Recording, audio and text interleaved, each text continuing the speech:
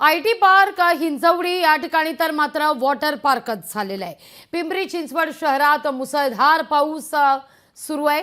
हिंजवडी परिसरातील रस्ते अक्षरशः जलमय झालेले आहेत। एखादा छोटा तलाव वाटावा अशी परिस्थिती या आयटी पार्क मध्ये निर्माण झाली आहे। इथूनच आढावा घेतला आपले प्रतिनिधी सुशांत डुमरे यांनी। पिंपरी चिंचवड शहरालगत असलेल्या हिंजवडी आयटी पार्क मध्ये आज सकाळच्या सुमारास अवघ्या 1 तास पाऊस पडला आणि ह्याच परिसरामध्ये पूर्णपणे पाणी साचलं आणि जलमय रस्ते झालेले आहे।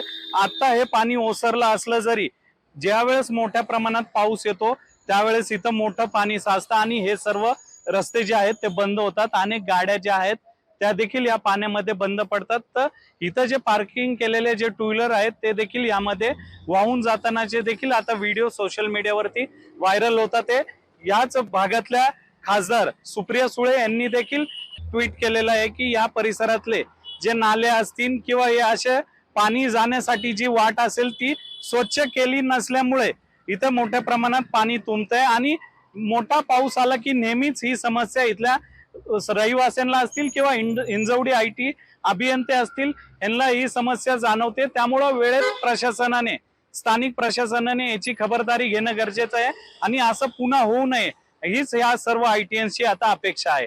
सुशांत डुमरे, लोकशाही मराठी, पिंपरी चिंचवड। सकाळी एक अराउंड 20 मिनिटं पाऊस झाला। 20 मिनिटात एवढा पाऊस झाला आणि इकडे एवढं पाणी साठलं होतं की इकडे 2-3 टू व्हीलर पार वाहून द्यायचं फक्त बाकी होत्या।